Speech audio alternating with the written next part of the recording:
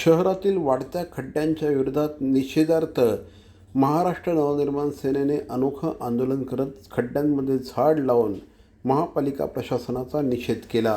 ठाणे शहर अध्यक्ष रवींद्र मोरे यांच्या नेतृत्वाखाली झालेल्या आंदोलनात निकृष्ट दर्जाची रस्त्यांची कामं आणि भ्रष्टाचारामुळे नागरिकांच्या जीविताशी खेळ होत असल्याचा आरोप करण्यात आला। खड्डे बुजवण्याऐवजी झाडेच लावावे लागतील का असा सवाल मनसेने उपस्थित केला। शहरातील धोकादायक खड्डे तातडीने आणि दर्जेदार पद्धतीने बुजवावेत, अन्यथा नागरिकांच्या सहभागातून आणखी तीव्र आंदोलन छेडण्याचा इशारा यावेळी देण्यात आला। जिल्हा सचिव नैनेश पाटणकर, विभागाध्यक्ष दीप साळुंखे, राजेश बागवे, पप्पू कदम आदी यावेळेस उपस्थित होते। आंदोलनाबद्दल आणखीन हे लोक किती मुलांचा जीव घेणार ते मला कळत नाहीये। आत्ता एक मुलगा आम्हाला कळलं, आम्ही MSCDLच्या ऑफिसमध्ये होतो, तिथे आम्हाला कळलं की इथे एक मुलगा पडलाय। तो कळला तसे आम्ही सगळे इथे आलो की ऑलरेडी 2 ठाण्यात झालेत। आता तिसऱ्याची तुम्ही वाट बघताय का?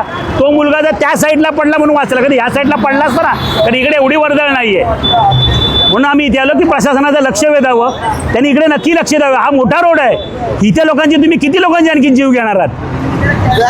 खड्डे असेच राहिले तर त्या इथल्या आम्हाला जो कळेल ना, जो अधिकारी किंवा कॉन्ट्रॅक्टर, त्याला उचलून आणून या खड्ड्यात बसू, हे पुढचं पाऊल असेल आमचं। माझं नाव शुभम कालोके आणि मी चेंबूरचा राहणार आहे। मी चेंबूरवरून रोज ठाण्याला सकाळी 6:30 वाजता प्रवास करतो आणि 3 वाजता जातो। हा रोजचा माझा रुटीन आहे, 6 दिवस माझा। हा गेल्या 2 महिन्यापासून असाच रस्ता आहे। जर तुम्ही वरचा पण रस्ता बघतील, जेव्हा 3 रस्ते ते जुळतात, तिकडे आता पुरा डेंजरस पॉईंट आहे, ॲक्सिडेंटल पॉईंट आहे। मी तिकडची एक व्हिडिओ बनवली, ती व्हायरल झालेली आणि हा रस्ता त्यानंतर रिडेव्हलपमेंट झालेला, म्हणजे कॉन्क्रीटवरती माती भीती भरणी टाकलेली। पण आपल्या देशाचा, आपल्या मुंबईचा इंजिनिअरिंग लेवल इतला थर्ड क्लास आहे की त्यांना लेवलिंग करतानाही अंदाज नाही की किती लेवलिंग व्हायला पाहिजे। त्यांची लेवलिंग हमेशा एक लेअर वरती जाते आणि 2 या 3 पाऊस पडल्यावरती परत हे असा खड्डा होतो।